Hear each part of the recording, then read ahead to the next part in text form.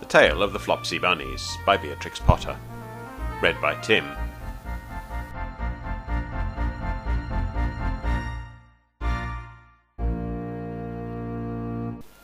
It is said that the effect of eating too much lettuce is soporific. I've never felt sleepy after eating lettuces, but then I'm not a rabbit. They certainly had a very soporific effect upon the Flopsy Bunnies. When Benjamin Bunny grew up, he married his cousin Flopsy. They had a large family, and they were very improvident and cheerful. I do not remember the separate names of all their children. They were generally called the Flopsy Bunnies.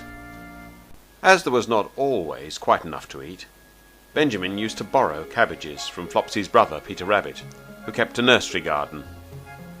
Sometimes Peter Rabbit had no cabbages to spare. When this happened, the Flopsy Bunnies went across the field to a rubbish heap in the ditch outside Mr Macgregor's garden. Mr Macgregor's rubbish heap was a mixture. There were jam pots and paper bags and mountains of chopped grass from the mowing machine, which always tasted oily, and some rotten vegetable marrows and an old boot or two. One day, oh joy! There were a quantity of overgrown lettuces which had shot into flower. The Flopsy Bunnies simply stuffed lettuces. By degrees, one after another, they were overcome with slumber and lay down in the mown grass. Benjamin was not so much overcome as his children. Before going to sleep, he was sufficiently wide awake to put a paper bag over his head to keep off the flies. The little Flopsy Bunnies slept delightfully in the warm sun. From the lawn beyond the garden came the distant clackety sound of the mowing machine. The blue bottles buzzed along the wall, and a little old mouse picked over the rubbish among the jam pots. I can tell you her name. She was called Thomasina Tittlemouse, a wood mouse with a long tail. She rustled across the paper bag and awakened Benjamin Bunny. The mouse apologized profusely and said that she knew Peter Rabbit. While she and Benjamin were talking close under the wall, they heard a heavy tread above their heads, and suddenly Mr Macgregor emptied out a sackful of lawn mowings right upon the top of the sleeping Flopsy Bunnies. Benjamin shrank down under his paper bag. The mouse hid in a jam pot.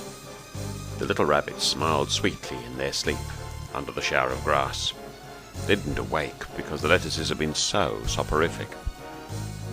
They dreamt that their mother Flopsy was tucking them up in a hay bed. Mr Macgregor looked down after emptying the sack. He saw some funny little brown tips of ears sticking up through the lawn mowings. He stared at them for some time. Presently a fly settled on one of them, and it moved. Mr Macgregor climbed down onto the rubbish heap. 1, 2, 3, 4, 5, 6 little rabbits, said he, as he dropped them into his sack. The Flopsy Bunnies dreamt that their mother was turning them over in bed. They stirred a little in their sleep, but still they did not wake up.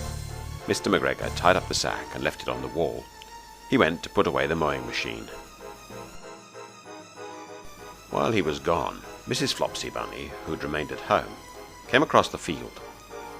She looked suspiciously at the sack and wondered where everybody was. Then the mouse came out of her jam pot, and Benjamin took the paper bag off his head, and they told the doleful tale. Benjamin and Flopsy were in despair. They could not undo the string. But Mrs Tittlemouse was a resourceful person. She nibbled a hole in the bottom corner of the sack. The little rabbits were pulled out and pinched to wake them. Their parents stuffed the empty sack with 3 rotten vegetable marrows, an old blacking brush, and 2 decayed turnips. Then they all hid under a bush and watched for Mr Macgregor. Mr Macgregor came back and picked up the sack and carried it off.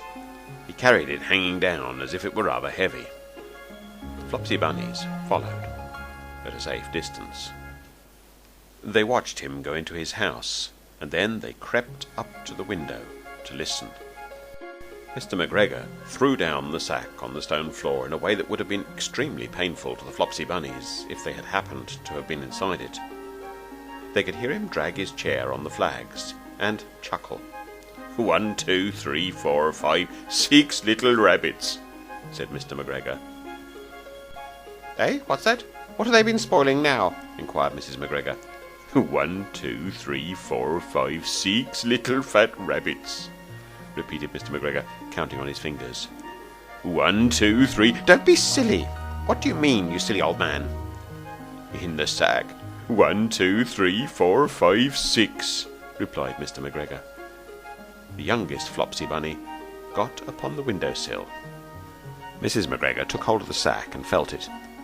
She said she could feel 6, but they must be old rabbits, because they were so hard and all different shapes. Not fit to eat, but the skins'll do fine to line my old cloak. Line your old cloak? Shouted Mr. Macgregor. I shall sell them and buy myself baccy. Rabbit tobacco? I shall skin them and cut off their heads. Mrs. Macgregor untied the sack and put her hand inside. When she felt the vegetables, she became very, very angry. She said that Mr. Macgregor had done it on purpose. And Mr. Macgregor was very angry too. One of the rotten marrows came flying through the kitchen window and hit the youngest Flopsy Bunny. It was rather hurt. Then Benjamin and Flopsy thought it was time to go home.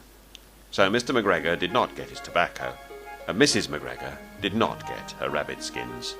But next Christmas, Thomasina Tittlemouse got a present of enough rabbit wool to make herself a cloak and hood, and a handsome muff, and a pair of warm mittens. The end.